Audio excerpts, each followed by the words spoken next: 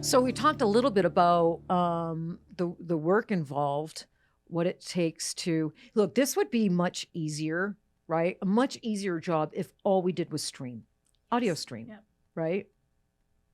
Yeah, Very easy. very easy. But no, we want to do cameras. If I came in tomorrow, you guys, and tell the truth, and said, okay, no more cameras. I'm sick and, I don't want to be on camera no more. We're going to just, no more YouTube videos. We're just going to go to strictly audio.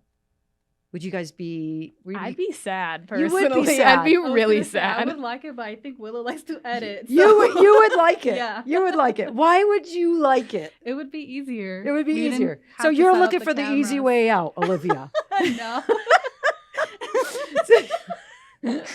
Okay. I guess I do. Mental note, Willow. Mental note, Willow. All right.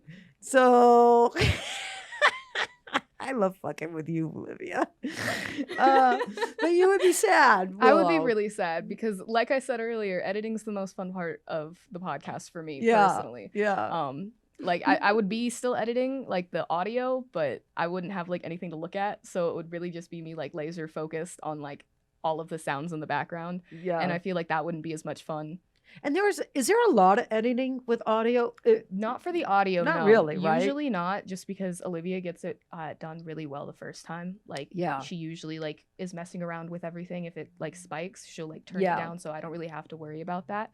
I usually just look around for like sounds that like drops in the background or like a phone vibrating or something to just Right. like silence that. But Right. the audio is pretty easy. The audio is pretty easy. And as far as editing, we don't edit as far as editing out stuff people say Mhm. or we film this an hour straight through, and we don't edit that per se. Like we don't No. cut out clips or cut in this and try to make it look smoother or anything like that.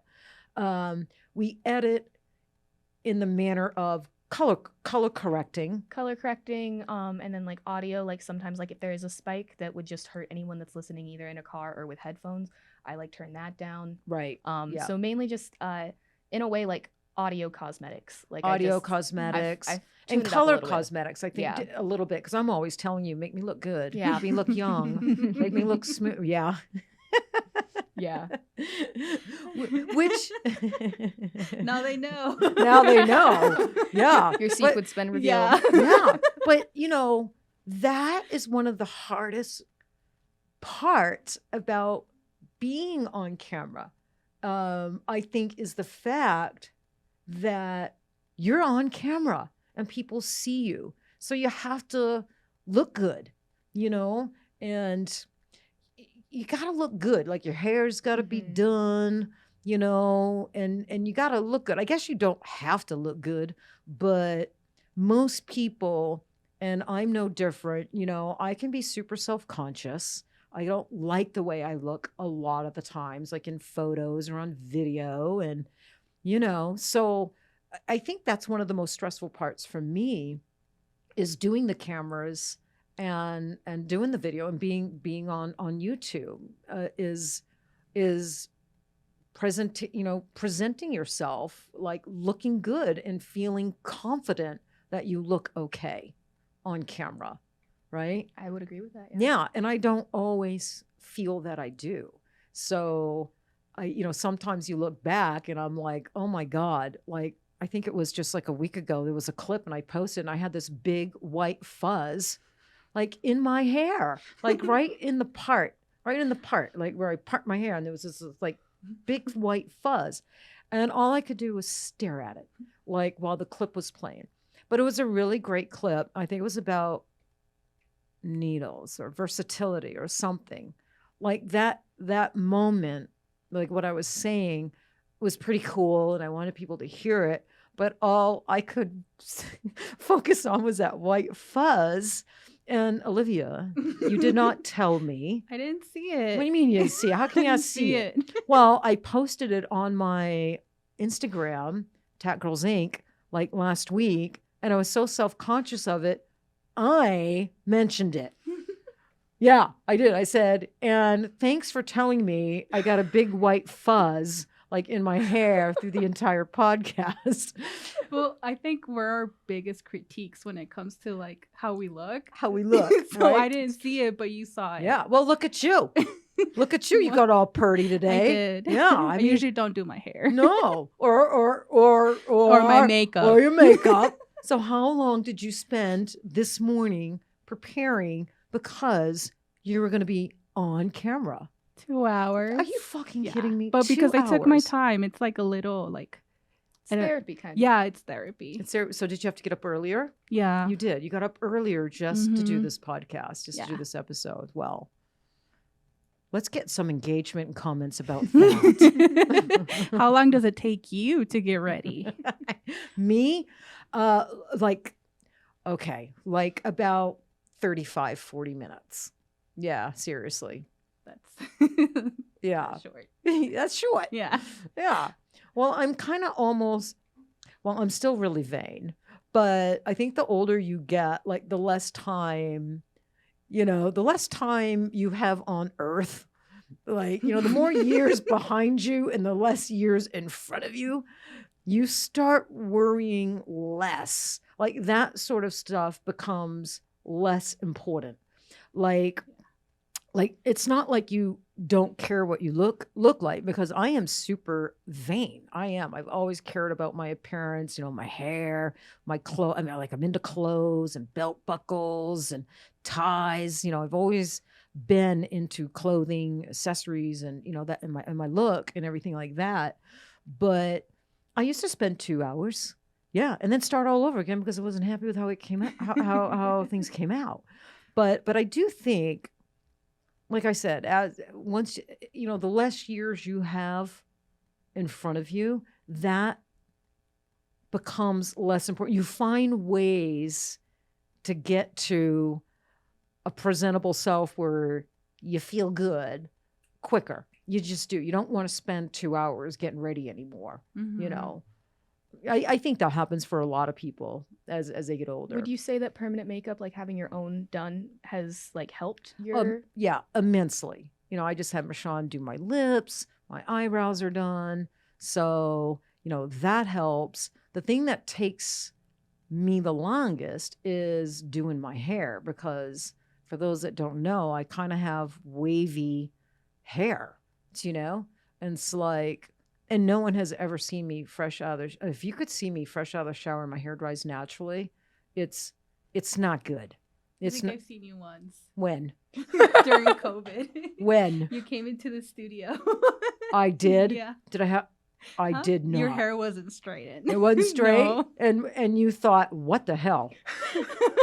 Yeah, I can tell by the look in your eye.